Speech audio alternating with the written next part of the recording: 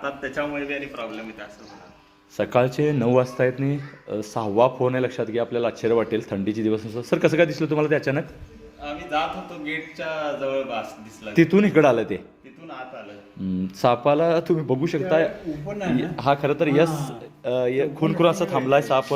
असा साप कित्येक वेळ थांबू शकतोय. आणि सकाळपासून म्हणजे आता पुढे आम्हाला 2 फोन आहेत आणि मोठ्या प्रमाणात साप येतात. आणि काय करतोय बघा, म्हणजे नागाची ॲक्शन करायला लागतोय, पण हा काय नाग नव्हे.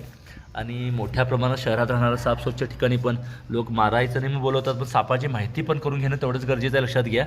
आणि मी आता आरामात त्याला पकडेन, पण हा चावऱ्या साप आहे बघा कसं करतोय माझा आता हात बघून वगैरे. त्या म्हणजे त्यांनाही भीती वाटत असते. हे सगळं आपल्याला माहिती असणं गरजेचं, लक्षात घ्या. हा चावण्याची दाट शक्यता करून सर्वात रागीट साप आहे, लक्षात घ्या. आणि त्यामुळे आपल्याला माहिती असणं किती गरजेचं आहे. कुठलाही साप असू देत, चावण्यापेक्षाही त्याची माहिती असली, तो विषारी असला नाही आहे आणि नसला तरी तो चावू शकतोय, पण त्याच्यापासून काय होत नाही हे माहिती असणं किती गरजेचं आहे. आता मी किती जवळ जाऊन त्याच्या पकडतोय, ह्या सगळ्या गोष्टी तुम्ही समजून जर घेतल्या नाहीत तर साप पकडण्याला व्हिडिओ बनवला अर्थ नाही, लक्षात घ्या. मी काय केलं बघा, तो चावण्याचा प्रयत्न करतो, त्याला धोका वाटला तरच काहीतरी करतात, नंतर काही करत नाहीत.